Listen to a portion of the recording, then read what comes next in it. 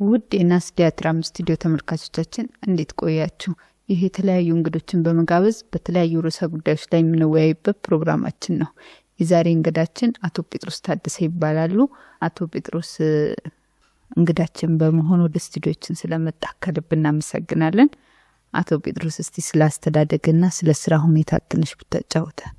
እሺ፣ እኔም ወደዚህ ስቱዲዮ ስለጋበዛችሁኝ በጣም አመሰግናለሁ።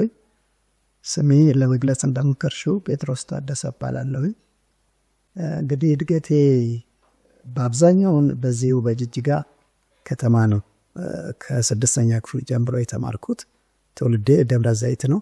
እዛ እስከ 5ኛ ክፍል ከተማርኩኝ በኋላ በ1972 ዓ.ም ወደ ጅጅጋ መጥቼ ከ6ኛ ክፍል ጀምሮ የሁለተኛ ደረጃ ትምህርቴንም በዚሁ በጅጅጋ ከፍተኛ ሁለተኛ ደረጃ ትምህርት ቤት ያጠናቀቅኩኝ ሲሆን በአሁን ሰዓት በጅጅጋ ዩኒቨርሲቲ በናቹራል ኤንድ ኮንዲሽናል ኮሌጅ በፊዚክስ የትምህርት ክፍል በመምህርነት ላይ ይገኛል። ዛሬ የተገናኘንበት ጉዳይ ስለ ጅጅጋ የቀይ መስቀል ወጣት ማዕከል አመሰራረት ለማውራት ነውና የቀይ መስቀል ወጣት ማዕከል እንዴት ተመሰረተ? በስንት ዓመተ ምህረትስ ተመሰረተ? እንግዲህ የጅጅጋ ወጣቶች ማዕከል ቀይ መስቀል ማዕከል የተመሰረተው በ1991 ዓመተ ምህረት በሁለተኛ ወሰነ ትምህርት ላይ ያው ቀይ መስቀል በክበባቶች እንቅስቃሴ ላይ እንደሚሰራ ይታወቃልና ትምህርት ቤቶች ያሉትን ወጣቶች ነው የሚጠቀመውና በወቅቱ በጅጅጋ መለስተኛ ሁለተኛ ደረጃ ትምህርት ቤት መምህር በነበርኩበት ሰዓት ጥቂት ወጣቶች ለስነ ጽሁፍ ባሳደሩት ፍቅር በራሳቸው ተነሳሽነት ድራማ አዘጋጅተው የትምህርት ቤቱን አስተዳደር ያን ድራማ ለትምህርት ቤቱ ማህበረሰብ እንዲያሳዩ እንዲፈቀድላቸው በጠየቁት መሰረት የዛን ጊዜ እኔም የክበቡ አስተባባሪ ነበርኩኝና በቀይ መስቀል ወጣት ክበብ ስር ታቅፈው እንዲንቀሳቀሱ ትምህርት ቤቱ አቅጣጫ በሰጣቸው መሰረት እጅግ በጣም በሚደንቅ አይነት ሁኔታ በራሳቸው ተነሳሽነት አልባሳታቸውን ለድራማ የሚያስፈልጋቸው ነገሮች በሙሉ ልጆቹ ራሳቸው ከየቤታቸው አምጥተው በጥሩ መግባባትና መፋቀር ያን አስደናቂ የሆነ ድራማ ለትምህርት ቤቱ ማህበረሰብ ካሳዩ በኋላ የቀይ መስቀልን ትኩረት ይሳበበት ሁኔታ ነበርና እነዛን ወጣቶች ነው እንዳለ በመያዝ ወደ ቅርንጫፍ ጽሕፈት ቤቱ ወጣት ማዕከል ውስጥ እንቅስቃሴ እንዲጀምሩና ለሌሎች ክበቦችም አርአያ እንዲሆኑ በተፈለገው መሰረት እንግዲህ እነዛን ጥቂት ወጣቶች የሥነ ጽሑፍ ፍቅር ያለባቸውን በዛ ላይ የቀይ መስቀልን ሰብአዊነት የመጀመሪያው መርህ ሰብአዊነት ነውና ሰብአዊነትን እንዲሁ በጎ አድራጎትን የሚለውን መርህ በማንገብ 7ቱን ፕሪንሲፕሎች የቀይ መስቀልን አጠቃላይ ግንዛቤ ካገኙ በኋላ እንቅስቃሴያቸውን በዛው እንዲቀጥሉ ተደርጓል ማለት ነው። የወጣቶች እንቅስቃሴ ምን ይመስል ነበረ? ለማህበረሰቡ የሰጡት አገልግሎት ምን ነበር?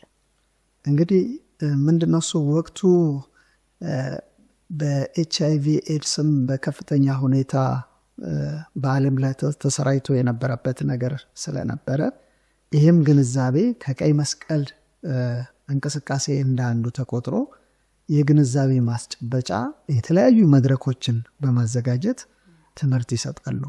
ይህም ትምህርት በግጥም፣ በድራማ፣ በሙዚቃ በመሳሰሉት ነገሮች ያስተላልፉ ነበርና የተለያዩ ክፍሎች ላይ እየተንቀሳቀስን በወታደራዊ ክፍሎች እየሄድን ብርጌዶች አካባቢ ወደ ገረባሳ ወደዚህ ወደ ጭናክሰን ወደ መሳሰሉት እንዲሁም ደግሞ በከተማ ውስጥ አሉ የሚባሉት መድረኮች ላይ ሾው በመዘርጋት እዛ ቦታ ላይ ይህንን በስነ ጽሁፍ በድራማና በሙዚቃ እያስተላለፉ እንዲሁም መልእክቶች ይተላለፉ ነበረ ለማህበረሰቡ።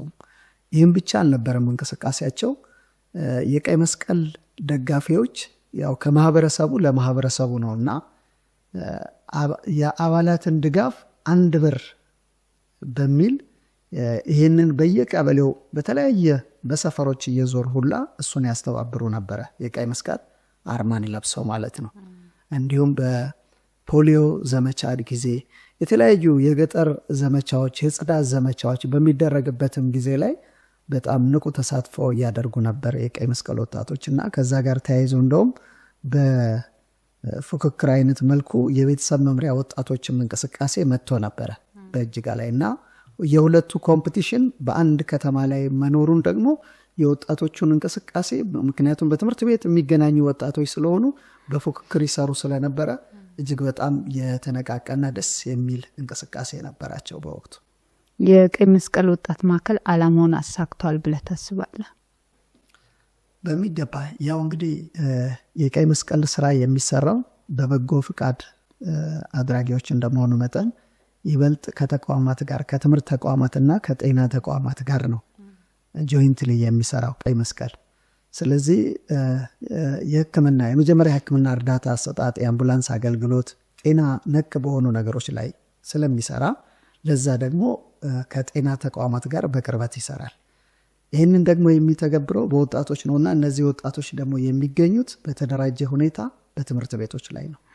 ስለዚህ በትምህርት ቤቶች ላይ ያሉትን ወጣቶች ተጠቅሞ የተለያዩ ስልጠናዎችን በመስጠት ማህበረሰቡን ለማገልገል እንግዲህ እነሱን ይጠቀም ስለነበረ በወቅቱ ጥሩ አይነት እንቅስቃሴ በከተማዋና በዙሪያው ላሉት ገጠሮች አካባቢ ሁሉ በመትረፍ ጥሩ እንቅስቃሴ ይደረግ ነበረ። በወቅቱ በነበረው የወጣቶች እንቅስቃሴ ላይ ፈታኝ የነበሩ ሁኔታዎች ምን ምን ነበሩ? ፈታን የሚባሉ ሁኔታዎች እንግዲህ ያው ወጣቶች እንደመሆናቸው መጠን ወጣትነትን የሚፈትኑ ነገሮች የተለያዩ ነገሮች አሉ። ሁለተኛ ደግሞ ቤተሰብም ደግሞ ዓላማውን ግንዛቤውን ከስንት አንዱ ነው የሚረዳውና አብዛኞቹ ስለማይረዱት ነፃነት አይሰጧቸውም ነበረ። ይህንንም ችግር ለመቅረፍ ያደረግነው ነገር ምንድነው? እሱ ለወላጆች ፕሮግራም እያዘጋጀን በቀይ መስቀል ስም መጥሪያ ልክላቸዋለን በልጆቻቸው ለወላጆች። ስለዚህ ልጆቻቸው ምን አይነት እንቅስቃሴ ያደርጉ እንደነበረ በዛው በቀይ መስቀል ግቢ ውስጥ ሾው ዘርግተን የወጣቶቹን እንቅስቃሴ ለወላጆች ሁላ የጋበዝንበት ሁኔታና በእንደዚህ አይነት ሁኔታ እንዲንቀሳቀሱ ያስቻልንበት ነገር አለ። ከዛም ባሻገር እንግዲህ በጽህፈት ቤቱ ላይ አንዳንድ ሰዎች ካለመረዳታቸው የተነሳ የመገደብ ነገር በእንቅስቃሴያቸው ላይ የመገደብ ነገር አለ።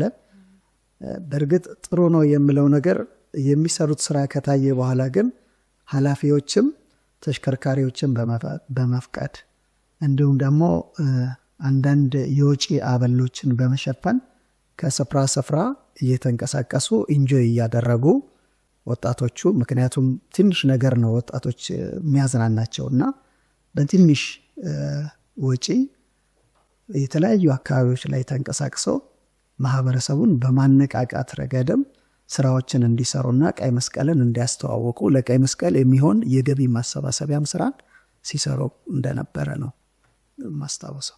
በወጣቶቹ እንቅስቃሴ ውስጥ ያሳለፍካቸው አዝናኝና አስደሳች ወይም አሳዛኝ ገጠመኞች ካሉ ብታጫውተን። ብዙ ናቸው። አዝናኝ የሚባሉት ነገሮች ብዙ ናቸው። ወጣቶች በራሳቸው ሲገናኙ የተለያየ ባህሪ ያላቸውና የተለያየ ተሰጥኦ አላቸውና ይህንን ተሰጥኦ አስመልክተው እርስ በራሳቸው በሚያደርጉት ነገር ወደ ፎርማል ወደ ሆነው ስራ በምንገባበት ሰዓት አንዳንድ ነገሮች ላይ ከልጆቹ በማይበት ልክ እንደ ጓደኛ እንደ ታላቅ ወንድም ሆኜ ስለማቀርባቸው ያንን ነገር እንዲገልጹ በማደርግበት ሰዓት የሚያሳልፉትን ያው አንዳንድ ፌክ የሚደራረጉትም ነገር አለና ልጆቹ ያንን ነገር ወደ ፎርማል መድረክነት ስናመጣው እርስ በርስ እዛ ጋር አስቂኝነቶቹ አዝናኝነቶቹ ምክንያቱም ወጣቶች በእንዲህ አይነት ሁኔታ ነው እንጂ ቀጥ ባለ አይነት መንገድ እንደ ክላስ ትምህርት አልነበረም እዛ ቦታ ላይ የሚኖረው ስብስብና መስተጋብሩ።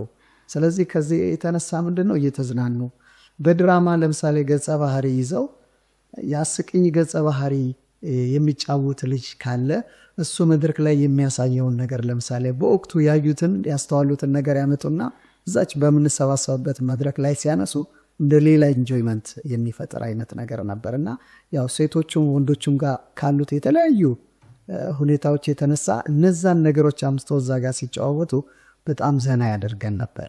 ይህን እያደረገን እያዋዛን ነበር። ቁም ነገር የሆኑትንም ነገሮች በመካከል መሰላቸቱ እንዳይመጣ፣ እንደ ትምህርት ቤት ፎርማል እንዳይሆን፣ የመማር ማስተማር ሂደት እንዳይሆን ራሱ እየተዝናኑ ቁም ነገርም እያዘሉ በእንደዚህ አይነት ሁኔታ ቆይታቸው እጅግ በጣም ጥሩ ነበር።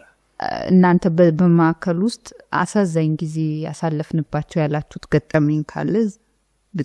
እንግዲህ አሳዛኝ የሚባሉት አጋጣሚዎችን ለመጥቀስ ያክል ቅድም ልልሽ እንደሞከርኩኝ ለምሳሌ ጽሕፈት ቤት ላይ ያሉት ኃላፊዎች እኩል አይነት መረዳት የላቸው። የወጣቶችን ነጻነት የሚፈልግ አለ፣ እንደገና የወጣቶቹ ነጻነት ደግሞ እንዲገደሉም የሚፈልግ ነገር አለ። በዚህ ጊዜ አሁን አንዳንድ የወጣቶቹን እንቅስቃሴ የሚገድቡ አይነት ሁኔታዎች በሚመጡበት እንደ ትዕዛዝ በሚመጡበት ሰዓት ወጣቶችን በሚፈልጉት አይነት መልኩ አለመገኘቱ እንደ አንድ አጋጣሚ ያሳዝናል። ሌላው አንዱ አጋጣሚ ብዬ የምለው ቀደም ልልሽ እንደሞከርኩት የቀይ መስቀል ትምህርትን እንዲሁም የኤችአይቪ ግንዛቤን ለመፍጠር ወደ ተለያየ ቦታ እንሄዳለን። በዛው እግረ መንገድ ወጣቶች ደግሞ የሚዝናኑበት ሊጎበኙ የሚችሉበት ምንድን ነው ሪላክስ ለማድረግ የሄድንባቸው የገጠር ክፍሎችም ነበሩ እና አንድ ጊዜ ትዝ የሚለኝ ወደ ጉርሱም ሄድን። ደምሊ ተራራ ወይም ደግሞ የቁንዱዶ ተራራ በተለምዶ አነጋገር የሚባል ቦታ ላይ ያለ እና ደስ በሚል አይነት ሁኔታ እዛ ጋር ድንኳናችንን ጥለን 2 የቀይ መስቀል መኪናዎችን ይዘን በሱ ሞልተን ወጣቶችን ይዘን ሄድ ነውና እዛ አደረን። በማለዳ ተነስተን ያንን የቁንዱዶ ተራራ ስንወጣ በደመና የተጋረደ ነበርና ወጣን። ያው ወጣቶችን ይዘን ስለነበረ እነሱም ደግሞ ደስ እያላቸው እንደዚህ አይነት ነገር ብዙ አጋጣሚው ስለሌለ ደስ እያላቸው እኛም ደግሞ ጥንቃቄ ተራራ በሚወጣበትና በሚወረደበት ሰዓት ጥንቃቄ ያስፈልግ ነበርና እነሱን ይዘን ወጣን። ላይ ደርሰን የተወሰነ ደቂቃዎች ያክል ከቆየን በኋላ እዛ ላይ የሚያስገርመው አይነት ሁኔታ ፈረሶች አሉ።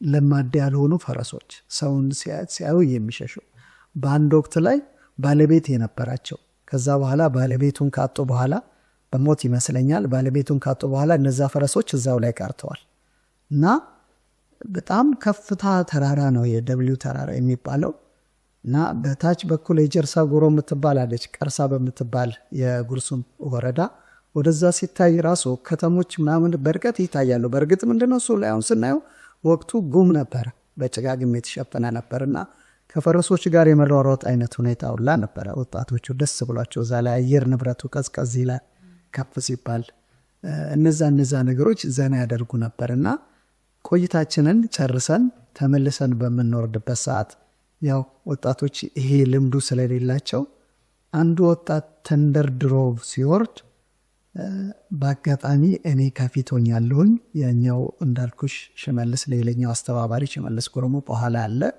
አሁን ሲንደረደር ስናይ አሁን ልጁ በቃ የልጅነት ነገር ስለሆነ ተንደርድሮ በቃ መውረዱን ነው ያየው እና እንዲህ ዝግዛግ አይነት ሁኔታ ስለነበረው ከታች ደግሞ ገደል ከተራራው በላይ እና ያንን ልጅ በምን አይነት ጩኸት እንዳስቆም ነው አስደንግጠን እሱ ትዝ ይለኛልና ያ ክስተት አደጋው አሁን ራሱን መቆጣጠር ሳይችል ቀርቶ ወደ ገደል ውስጥ ገብቶ ቢሆን ምን እንላለን? ለቤተሰብስ ከወሰድነው ኃላፊነት የቀይ መስቀል ገጽታንም የሚያጠልሽ አይነት አጋጣሚ ነበርና ያቺ አጋጣሚ በጣም አረሳትም።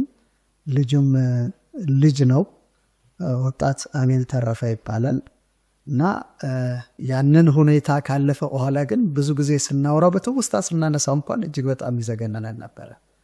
እንዲህ አይነት አሳዛኝ አጋጣሚዎች እንግዲህ አሳልፈናል። በወጣቶቹ እንቅስቃሴ ውስጥ በየዘርፉ ተጽዕኖ ፈጣሪ ከነበሩ ወጣቶች ውስጥ ጥቂቱን ጥቀሱልን። ደም ለማለት እንደሞከርኩት እንግዲህ እንቅስቃሴው የነበረው በስነ ግጥም፣ በድራማ፣ በጭውውት እንዲሁም ደግሞ በሙዚቃ ድምፃዊ እንኳን ባይኖረን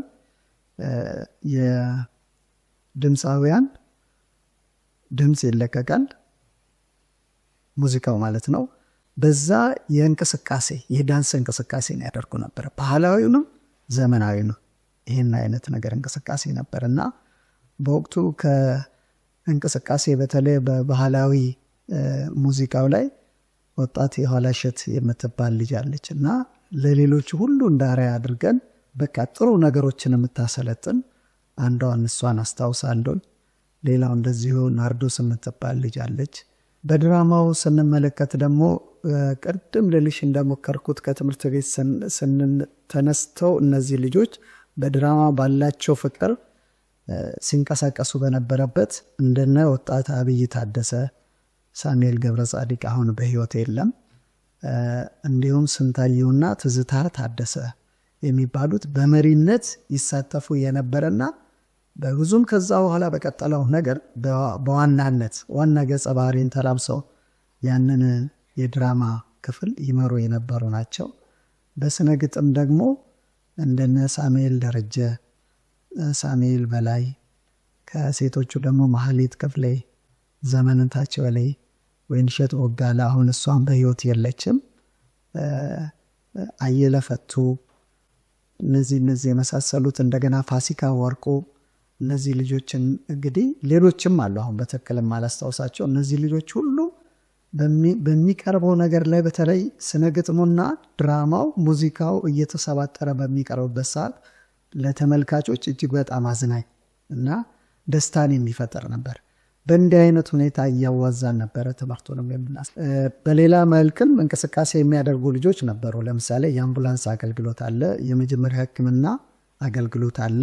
የመጀመሪያ ሕክምና አገልግሎት በተለይ እንቅስቃሴ በሚኖርበት ሰዓት ሁል ጊዜ ስታንድ ባይ ሆነው ይንቀሳቀሱ ነበረ፣ ቡድኑ ሲንቀሳቀስ ማለት ነው። እንዲሁም ደግሞ እግር ኳስ ጨዋታ፣ የትምህርት ቤቶች ውድድር ወይም ደግሞ የቀበሌዎች ውድድር በሚኖርበት ሰዓት እነዚህ ልጆች በዛ ቦታ ላይ ደርሰው አደጋ በሚደርስበት ሰዓት የመጀመሪያ ሕክምና እርዳታ ይሰጣሉ። የከፋ አደጋም ሲደርስ ደግሞ በአምቡላንስ ተጭኖ እስከ ሆስፒታል ድረስ የማድረስ ነገር ይኖራሉ። በዚህ ስራ ላይ እንግዲህ ማስታወሳቸው እንደነ ዳንኤል የሚባል አሁን የአባቱን ስም በትክክል አላስታውሰውም፣ ትንሽ ጀርባው ላይ መጻቡ ነገር የነበረበት ልጅ በታታሪነት ረጅም ጊዜ በዛ ግቢ ውስጥ የሰራ ነው። አሁን እሱም በህይወት የለም። የእሱ ጓደኛ እንደገና ደግሞ ተስፋዬ የሚባል ወይም አበበ የሚባል ልጅ አለ። አሁን በራሱ ስራ ላይ ተሰማርቶ የሚሰራ አለ። እንደነ ነብዩ ዋለልኝ የመሳሰሉት ወጣቶች እንዲሁም ደግሞ ሄኖክ ደበበ፣ ብሩክ ደበበ ብዙ ናቸው በዛም ነገር ላይ እንደዛም እየሰሩ ግን ከዚህ ከስነ ጽሁፍና ድራማ አባላት ጋር ተሰባስበው ሞራል ይሰጣሉ፣ ትችት ይሰጣሉ። አንዳንድ የታዩ ነገሮችን እና የግዴታ ገብተው አክት ባያደርጉም በዛ ስብስብ ላይ ተገኝተው ግን ለነዛ ሞራል እንዲሆናቸው ጥሩ ተመልካች ሆነው የሚታያቸውን ነገር ሁላ የሚገልጹበት አይነት ሁኔታ ነበር እና እነዚህ የስነ ጽሁፍና የድራማ አባላቶች የዘመቻ በሚኖርበት ሰዓት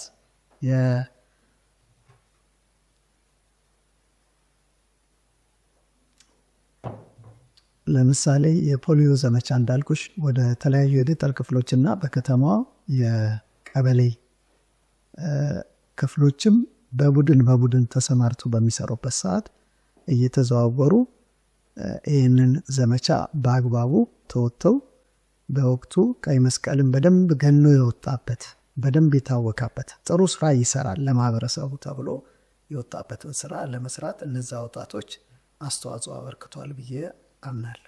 ከዛስ በኋላ የቀይ መስቀል ወጣት ማዕከሉ በምን ሁኔታ ቀጠለ? እስከ መቼ ድረስ ቀጠለ? እንግዲህ ያ ሁኔታ እንዳልኩሽ 91 አጋማሽ ላይ እንቅስቃሴውን ከጀመረ በኋላ ስራውን በሳምንት 2 ቀን ቅዳሜና እሁድ ማለት ነው የእረፍት ቀንን አጋጣሚ ተጠቅመን ነው ወጣቶችን የምንሰበስበው። ከተወሰነ ሰዓት ጠዋት ላይ ረፋድ ላይ እንሰበስባቸዋለን። ከዛ ከሰዓት በኋላ ደግሞ በየቤተሰቦቻቸው የየራሳቸውን ስራ እንዲሰሩ ነው ስናደርግ የነበረውና ያ ሁኔታ እስከ 2000 አጋማሽ ድረስ እንደቀጠለ 2004 2005 ድረስ እንደቀጠለ አውቃለሁ። እና በወቅቱ የወጣቶቹን እንቅስቃሴ የበላይ ጽህፈት ቤት ኃላፊዎች ማለትም በሄድኳርተር ደረጃ ያሉት ተገንዝበው ራሱ መጥተው በሚጎበኛቸው የወጣቶቹን እንቅስቃሴ የፎቶ ኤግዚቢሽን እናስቀር ነበር እና ሚኒ ላይብረሪ እንዲገዛ እንደገና ደግሞ አንድ ምንድናት የምትባለ ፒያኖ ነገር እሷንም ነገር ገዝተው በዛ ነገር ሁላ የመታጀብ በኋላ እንቅስቃሴ ወደዛ ደረጃ ሁላ ያደገበት ነበር። እንዲሁም ደግሞ ሚኒ ሚዲያም አገልግሎት መስጠት ጀምሮ ነበር። ከዛቸው ከላይብረሪ ክፍል ቀን ላይ የላይብረሪ አገልግሎት ይሰጣል። ወጣቶች ያነባሉ። እነዚህ መጽሐፍቶችን አመጣጥ ስንመለከት ደግሞ የተወሰኑትን ጽሕፈት ቤቱ ወጪ አድርጎልን የገዛ ቢሆንም ሌላውን ግን በተለይ የልብ ወለድ አይነት መጽሐፍቶችን ግን ወጣቶች ራሳቸው ከየቤተሰቦቻቸው ከማህበረሰቡ ተለቃቅሞ መጥቶ እዛ ቦታ ላይ ኦርጋናይዝ ተደርጎ እንዲያነቡ እዛው ጋር ተቆጣጣሪ ኖሮት እንደዛ ተደርጎ ነበረ እና ሚኒ ሚዲያ በተለይ ስለ ቀይ መስቀል የወጣቶች ተሞክሮ በኤችአይቪ ነገር ላይ ግንዛቤ ምሽት ከ11 ሰዓት እስከ 12 ሰዓት የሚሰጥበት አይነት ፕሮግራም ላይ ነበር። በኋላ ላይ እንግዲህ እኔ ወደ ትምህርት ከሄድኩኝ በኋላ እንቅስቃሴው ቀጥሏል። ወጣቶቹ በጣም እየጠነከሩ መጥተዋል። ጥሩ እርስ በራሳቸውን እየተደማመጡ መሪ ኖሯቸው በመሪያቸው አማካኝነት ራሳቸውን መምራት ችለው ነበር እና በኋላም ያንን አስከትሎ ከተማውን ሁሉ በማከለ አይነት ሁኔታ የስነ ጽሑፍ ችሎታ ያላቸው ታላላቅ በአማተሪስት ደረጃ ያሉትና የስነ ጥበብ ምሽት በሚል ሐሙስ ተመርጦ በወር አንድ ጊዜ ይመስለኛል እየተደረገ ታዋቂ የሆኑት ትልልቅ መሳል ሰዎችና ወጣቶች በአንድ ላይ እየተሰባሰቡ ሀሳባቸውን የሚለዋወጡበትና ጥሩ ነገር የሚያደርጉበት ሁኔታ እንደነበር አውቃለሁ። እንግዲህ እነዚህ መስራች የነበሩት ወጣቶች ያው በአካልም በትምህርትም እየጎለበቱ ከሄዱ በኋላ ወደ የራሳቸው ስራ የሚሰማሩበት ሁኔታ ነበር። እኔ ጥቂት ቀደም ብሎ ካለብኝ የስራ ባህሪ አንጻር በረኩበት አጋጣሚ ነገር ግን ምንድነው አልፎ አልፎ እየተጋበዝኩኝም ሄጄ አያቸው ነበረ። በወቅቱ ለምሳሌ ሊቀመንበር የነበረችዋ አንድነት ካሳዬ የምትባል እጅግ በጣም በስነ ምግባር የታነጸችና ብዙ ወጣቶችን ተጽዕኖ ፈጣሪ የነበረች የሚያዳምጧት እንደ ጥሩ ታላቅ እህት የነበረች ያንን ነገር ያስቀጠለችበት ሁኔታ ነበር። በመቀጠልም ፋሲካ ወርቆ የሚባለው ያ ልጅ አሁን ተምሮ እንደውም በባህር ዳር ዩኒቨርሲቲ ሌክቸረርነት ላይ ሲያገለግል እንደነበረ አውቃለሁ። ምናልባት አሁን ከዛ በኋላ ተመልሶ ወደዚህ አካባቢ ወደ ኡጋዴን አካባቢ በውሃ ልማት ስራ የሄደበት አጋጣሚ በዛ ተቀጥሮ ወደዛ እንደሄደ ያለኝ መረጃ አለኝ። የሽመቤት ሙሃባ እንዲሁም ደግሞ ምናልባት አሁን ላስታውስ ያልቻልኳቸው ብቻ ልጆቹ ጥሩ ደረጃ ላይ ምክንያቱም ከትምህርታቸውም እንዳይዘናጉ አንዱ የኔ ትልቁ ደስ የሚለኝ ነገር ቀደም ከጠየቅሽኝ ነገር በጣም ደስ የሚያሰኘኝ ነገር እነዚህ ልጆች ዛሬ ጥሩ ደረጃ ላይ ደርሰው አይቻቸዋለሁ። የተወሰኑት በህይወት ቢያልፉም የተወሰኑት ደግሞ እድል ቀንቷቸው ያው እንግዲህ የህይወት አጋጣሚ አንዳንድ ጊዜ እንደ ተጻፈልን ነገር ነውና አንዳንድ ወጣቶች ትንሽ በዝቅተኛ አይነት ህይወት ውስጥ ኖሮ አያቸዋለሁ። ነገር ግን ያ ፍቅሩ ዛሬም ድረስ ሲገናኙ በጥሩ አይነት ሁኔታ ነው የሚያሳልፉት። የዛ ጊዜ ትውስታቸውን እያዩ ጥሩ መከባበር በውስጣቸው አለና ከሀገር ውጭም ሆነው እንኳን ዛሬ በሀገር ላይ ካሉት ጋር እየተገናኙ ጥሩ ቤተሰባዊ ነገሮችን የመመስረት ነገር አይባቸዋለሁ። ወደ ጠየቅሽ ጥያቄ ሰመጣ እንግዲህ እነዚህ ልጆች ከለቀቁ በኋላ በሌሎች የግዴታ እየተተኩ የሚመጡ ነበሩና ከዛም በኋላ የነበረው እንቅስቃሴ ጥሩ ነበረ። ከዛ በኋላ ከነበሩት ልጆች መካከልም እንደዚሁ በማስታወቂያ ሚኒስቴርነት በክልሉ ማስታወቂያ ቢሮ ስር የሚንቀሳቀሱ ልጆች ከዛ በኋላ ከኔ በኋላ የመጡ ልጆች በሴትም በወንድም እንደዛ አይነት ደረጃ ላይ የደረሱ እንዳሉ አውቃለሁ። ነገር ግን አሁን የሶማሊኛ ብሔረሰብ አሁን ዶሚኔት እያደረገ በአኗኗር ላይ በሚመጣበት ሰዓት ላይ አሁን የግዴታ እዛም ቦታ ላይ በእንቅስቃሴ ውስጥ መካተት ያለባቸው የብሔረሰቡ ልጆች ናቸውና በነዛ ልጆች እየተተካ መጣ።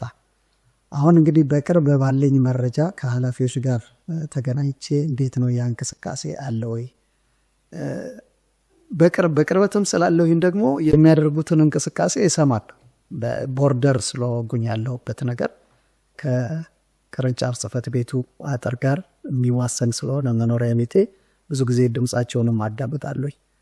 ከቅርብ ጊዜ ወዲህ ግን ይህንን ድምፅ እየሰማሁ አይደለሁም እና ምንድን ነው በምልበት አይነት ሰዓት ላይ አንዳንድ ወጣቶች ያው ያልተገባ አይነት የባህሪ አይነት አካሄዱ ሲመጡ ለጊዜው አኮበነዋል የሚል ነገር ነው ያለኝ እንጂ ያ በወቅቱ ቀደም ብሎ በ90ዎች ውስጥ ፈጥሮት የነበረው አካሄድ ለቀይ መስቀልን ወደ ጥሩ መስመር ያስገባው እንደነበረ ነው የማውቀው።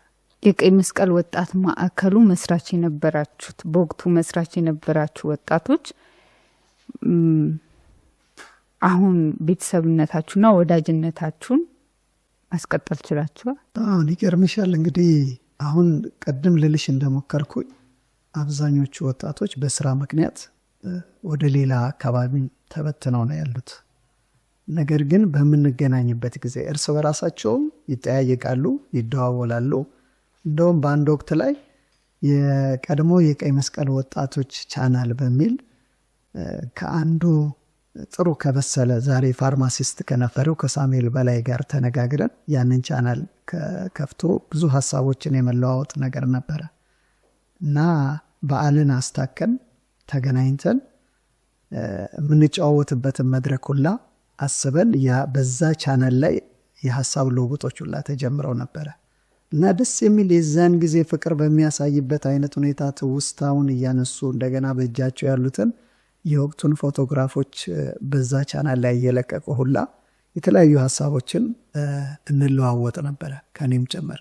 ከዚህ ባለፈ እንግዲህ በዛን ወቅት ከነበሩት ከቀይ መስቀል ወጣቶች ጋር ዛሬ እንደ ጓደኛሞች ነን። ምክንያቱም ሁላቸውም ወደ ኃላፊነት የገቡ ናቸው፣ ወደ ትዳር የገቡ ልጆች ያላቸው ሆነው ነው ያሉትና በምንገናኝበት ሰዓት የዛን ጊዜ የነበረው ቤተሰባዊ ፍቅር ዛሬም አለ እና በምንሄድበት በተገናኘንበት አጋጣሚ ያ መከባበሩ ያ መፋቀሩ እንዳለ ነው ያለው እና ያን ሳይ በጣም ደስ ይለኛል። እንኳንም የዛን ጊዜ እድሜን ከነዚህ ወጣቶች ጋር ለማሳለፍ በቃውኝ እላለሁ እና በጣም ነው ደስታ የሚሰማኝ። ዛሬም ያ የነበረውን ነገር በእርግጥ አስተማሪ ስትሆኝ ተማሪ በተለይ በትምህርት ቤት ውስጥ በጥሩ ገጽታ የሚያቅሽ ከሆነ የትም ቦታ ላይ ዛሬ ማክሮሽ ነው የሚጠራሽ።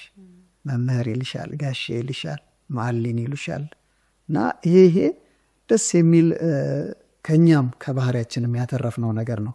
ልክ እንደዚህ ሁሉ ደግሞ ቀይ መስቀል ላይ በአንድ ወቅት የነበረን ጥሩ አንድ ማዕድ ስንቋደስ የነበርን ልጆች ዛሬ በተለያየ ኃላፊነት ላይ ኖሮን በምንገናኝበት አጋጣሚ ግን ከኔም ጋር ሆነ ሌሎች እርስ በራሳቸው በሚገናኙበት አጋጣሚ የሚያሳዩት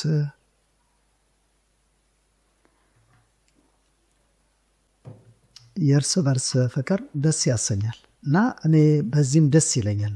ሌሎች ራሳቸው እንደዚህ በሚያደርጉት በሚገናኙበት አጋጣሚ እከሌ ያገኘ ሆይ እከሌ ደወለልህ ሆይ ብሎ የሚጠይቁበት አጋጣሚ ሁላ አለ። ለምሳሌ በርቀት ያሉትን እና በወቅቱ የነበረው ሁኔታ በማህበራዊ ህይወታቸው በህይወት ዘመናቸው የዛሬውን ነገር በበሳልነት እንዲመሩት ዛሬ በዚህ ዘመን ብዙ ከትዳርና ፍቺ ጋር በሚሰማበት ነገር ላይ እነዛ ልጆች ወደ ትዳር ውስጥም ገብተው ያ ነገር ጥሩ ነገር ስላስተማራቸው በኃላፊነት ልጆች ወልደው ሲያሳድጉ በማይበት አጋጣሚ ያ ነገር ጠቀሜታ አለው የሚል ሀሳብ። በማዕከል ውስጥ እያለክ እንዲህ ባደረግኩ ብለህ የምትቆጭባቸው በማድረግህ ደግሞ የምትደሰትባቸው ጉዳዮች ካሉ ብታጫውት። የምቆጭባቸው ነገሮች አሉኝ ብዬ አላስብም። ግን ደስ የሚለኝ ነገር ቀደም እንዳልኩሽ እኔም ራሴ ለቀይ መስቀል ካበረከትኩት እዛ ቦታ ላይ ከነበረኝ አስተዋጽኦ አንጻር የቀይ መስቀል ቅርንጫፍ ጽሕፈት ቤቱን እስከ ቦርድ አመራር ኃላፊነት ድረስ ገብቼ ለማገልገል እድሉን ያገኘሁበት ነገር አለ። እዛ የታየሁበት ነገር ነው። ከወጣቶች ጋር ለቀይ መስቀል ባበረከትኩት ነገር በአመራርነት ላይ መጥቼ ኋላም ላይ እስከ ቦርድ ምክትል ሰብሳቢነት ድረስ የሄድኩበት ሁኔታ አለና እነዚህ ነገሮች ምክንያቱም በቀይ መስቀል ውስጥ ማህበረሰቡን ማገልገል ነውና 7ቱን መርህ አንግቦ የሚንቀሳቀስ ከመሆኑ የተነሳ እነዚህን በ7ቱ መርሆች ህዝብን ማገልገል እንዲሁም ደግሞ በዓለም አቀፍ በሚተርፍ አይነት ነገር በጎ ስራን መስራት ደስ የሚያሰኝ ነገር ስለሆነ በጊዜው ባደረኩት ነገርና ዛሬም በዚህ ሁኔታ ላይ ቀይ መስቀልን ማህበረሰብ ውስጥ ተቀላቅለው እነዚህ ልጆች ሌሎች ማህበረሰቦችን በማንቃት የሚኖራቸው ድርሻ ትልቅ እንደመሆኑ መጠን ይህንን የዚህ አንዱ አካል ስለነበርኩኝ በጣም ደስተኛ ነኝ። በስተመጨረሻ ማመስገን የምትፈልገው አካል ካለ እድል ስጥ። እንግዲህ አመሰግናለሁ። ይህን እድል ሰጥቶኝ ዳያትራም ስቱዲዮ እንዲህ አይነት የአንድ ወቅት ላይ የቀይ መስቀል ወጣቶችን እንቅስቃሴ ምን ይመስል ነበረ የሚለውን ነገር እንዳካፈል ሌሎች ላላወቁት ወይ ወደዚህ መስመር ሊመጡ የሚችሉትን በአስተማሪነቱ ይህንን ነገር የነበረኝን ነገር ትንሽም ቢሆን እንዳካፈል እድሉ ስለተመቻቸልኝ እያመሰገንኩኝ በዚያን ወቅት ያንን የተመቻቸ ስራ ሰርተን ለሀገራችንም ለቀይ መስቀልም አስተዋጽኦ አድርገን እንድናልፍ ያስቻሉንን በወቅቱ የነበሩትን ኃላፊዎች አሁን በህይወት የለም አቶ ሁሴን መሐመድ እንዲሁም ደግሞ አቶ ሱዲያ ደግሞ እንዲሁም ሌሎችም አሉ በስራቸው የነበሩት በከፍተኛ ኃላፊዎች ግን እነዚህ ነበሩ።